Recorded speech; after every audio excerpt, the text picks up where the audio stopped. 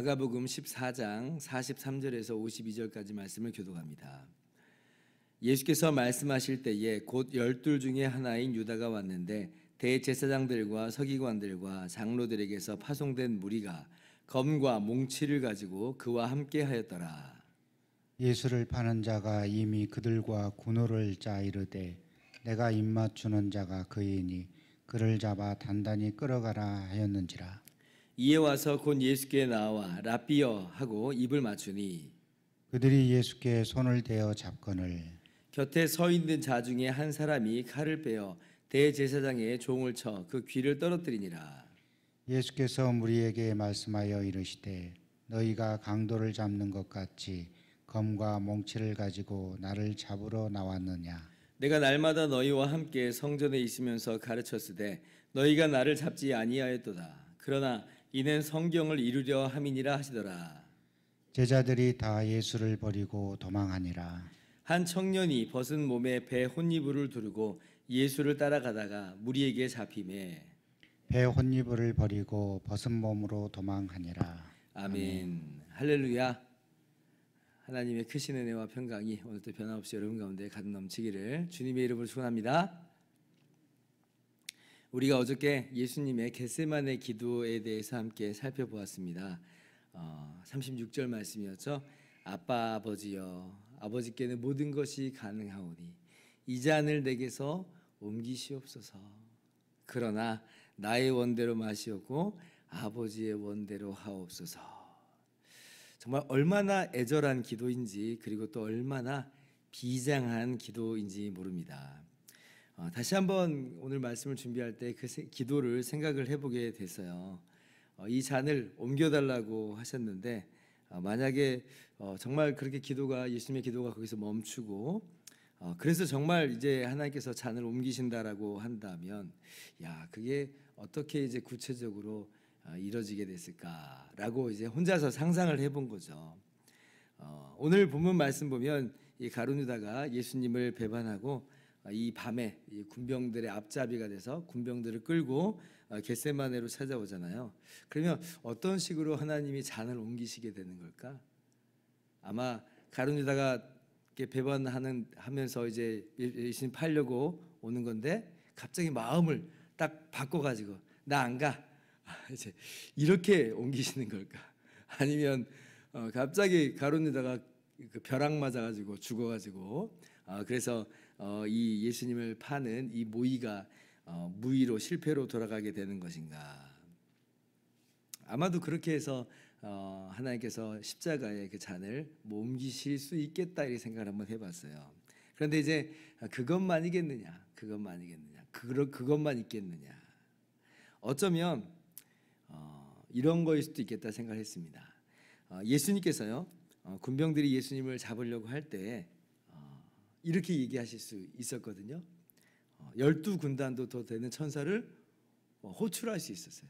하나님께 구할 수 있었어요. 하나님께 구하기만 하면 하나님께서는 아버지께서는 12군단 더 되는 천사를 보내셨을 겁니다. 이건 제 이야기가 아니라 예수님께서 직접 하신 말씀이죠. 마태복음 26장 53절 보면 너는 내가 내 아버지께 구하여 지금 12군단 더 되는 천사를 보내시게 할 수 없는 줄을 아느냐. 그러니까 기도할 수 있다는 거고 기도하면 천사가 호출된다는 것이고 그러면 이 군병들은 예수님을 잡아갈 수 없는 겁니다. 그러면 십자가의 잔은 옮겨지게 되는 걸 거예요. 제가 무슨 말씀 드리는 거냐면 그 예수님의 겟세마네 기도는 그래서 이제 하나님을 향한 간구이면서 동시에 자기 자신을 쳐서 하나님의 말씀에 계속 복종시키는 과정이었다. 계속 하나님의 뜻에 맞추어가는 그러한 기도였다라고 하는 것을 한번 생각을 하게 되었다는 것이에요. 그렇게 하나님의 뜻에 자신을 복종시켜 가면서 계속 내 마음에서는 계속 이 잔을 피하고 싶은 거예요. 그래서 이제 하겠습니다 하고 싶은데 근데 그러나 나의 원대로 마셨고 아버지의 원대로 하옵소서 하면서 계속 하나님의 뜻에 자신을 복종시키는 그런 예수님의 모습이었습니다. 그래서 만약 예수님께서 고통을 피하고자 하는 그 마음대로 정말 이겨내지 못하셨다면 어쩌면 예수님은 지금 이렇게 예수님 잡히시는 이 자리에서 천사들 호출하셨을지 모릅니다. 그러면 어떻게 돼요? 그러면 십자가의 잔이 옮겨지게 되면, 그러면 우리는 우리의 구원자가 이제 없어지는 것이고 사라지는 것이니, 그러면 우리는 우리의 죄 가운데서 영원히 멸망할 수밖에 없었을 것이에요. 그러나 예수님께서는 기도를 멈추지 않았잖아요. 아버지의 원대로 되기를 원합니다. 그렇게 자신의 마음을 계속 아버지의 뜻에 일치시키고 확정시키심으로 주님은 이겨내셨고, 그리고 마침내 오늘 잡히실 때에 정말 순순히 잡히세요. 정말 순순히 잡히세요. 주님께서 힘이 없으신 건 아닙니다. 주님이 정당함이 없으셔서 잡혀가는 건 아닙니다. 주님은 죄가 없고 무죄합니다. 심지어 주님은 힘이 있으세요. 주님이 호출하면 12군단 더 되는 천사가 와요.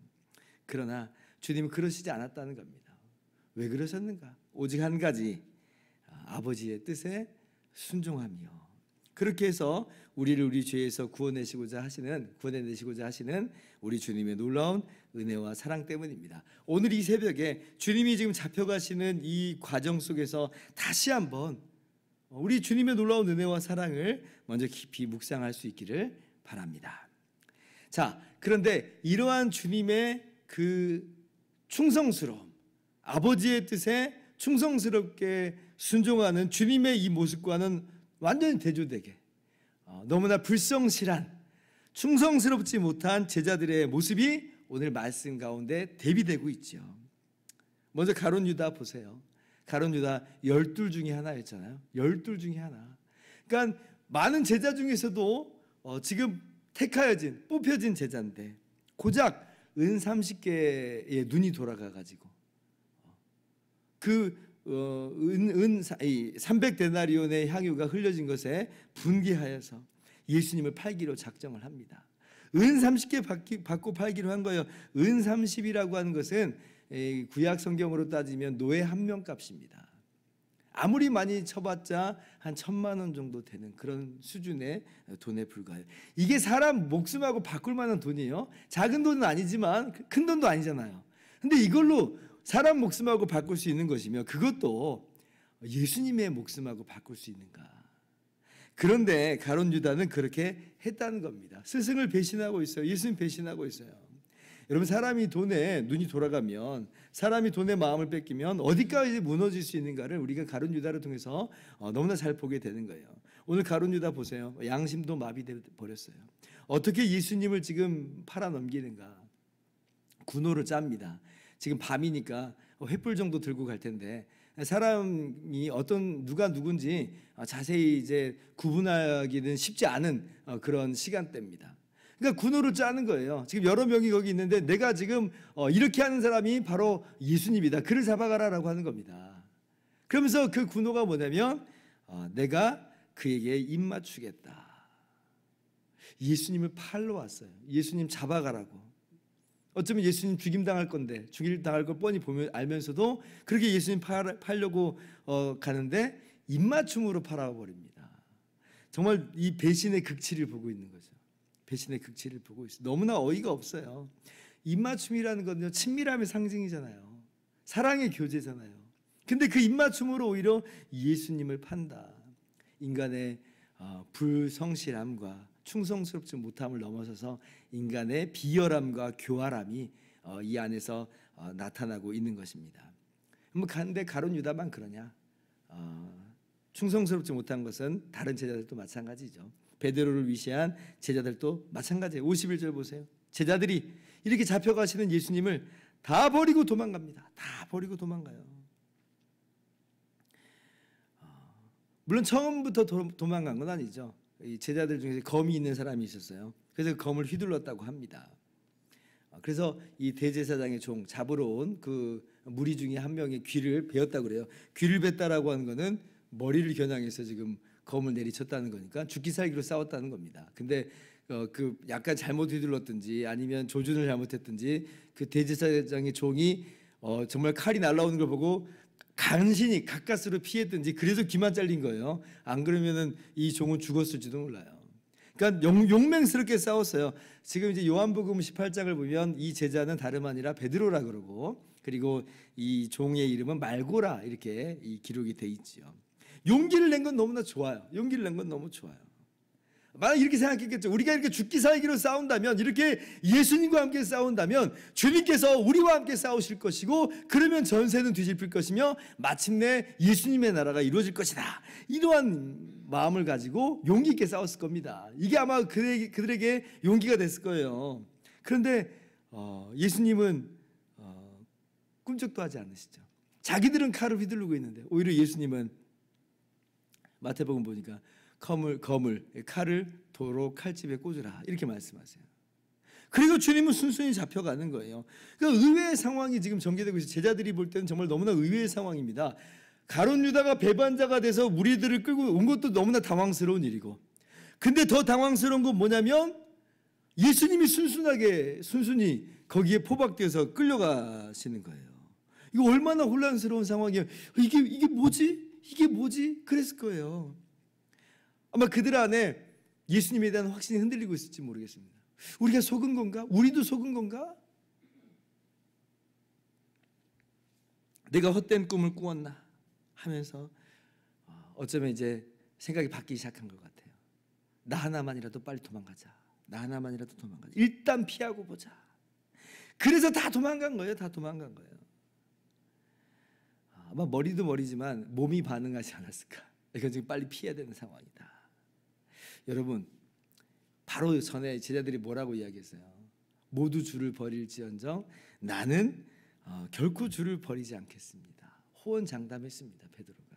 다른 제자들도 마찬가지였어요. 심지어 주와 함께 죽을지언정 주님을 부인하지 않겠습니다 라고까지 이야기를 했는데, 그런데 지금 발견하는 제자들의 모습은 다 도망가고 마는 너무나 연약하고 비굴한 그런 모습만을 볼 수가 있습니다.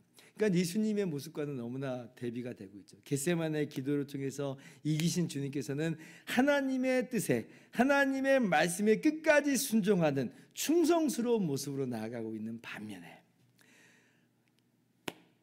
겟세마네에서 그 피곤에 눈꺼풀이 감겨서 기도하지 않았던 이 제자들은 그만 속절없이 넘어져서 충성스럽지 못한 그런 모습으로, 한결같지 못한 모습으로 그렇게 전락해 버렸다. 물론 이제 그럼에도 불구하고 부활하신 주님께서 제자들을 찾아가시고 용서하시고 회복시켜 주시니 그 은혜가 정말 너무나 놀라운 건데요. 그런데 그런 은혜가 있다고 해서 이러한 그 불충성함을 우리가 괜찮아라고 할 수는 없는 노릇이죠. 주님의 은혜는 주님의 은혜고, 한편으로 제자들의 연약함은 제자들의 연약함이에요.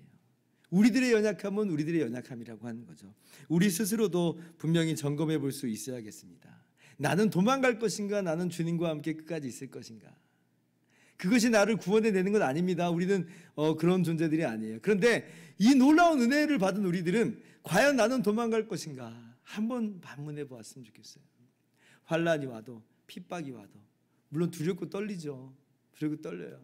그러나 환난과 핍박이 올지라도 우리도 이렇게 기도했으면 좋겠어요. 주님께서 한결같이 주님 하나님 아버지의 뜻에 순종하면서 충성스럽게 나간 것처럼 주님의 놀라운 십자가 은혜로 구원받은 우리가 충성스럽게 주님께 붙어 있기를 기도합니다. 그렇게 기도하면서 다짐하면서 나아갈 때에 결국 우리의 모든 삶도 주님을 닮은 모습으로 승리하는 모습으로 나타나게 될 줄을 믿습니다. 기도하겠습니다.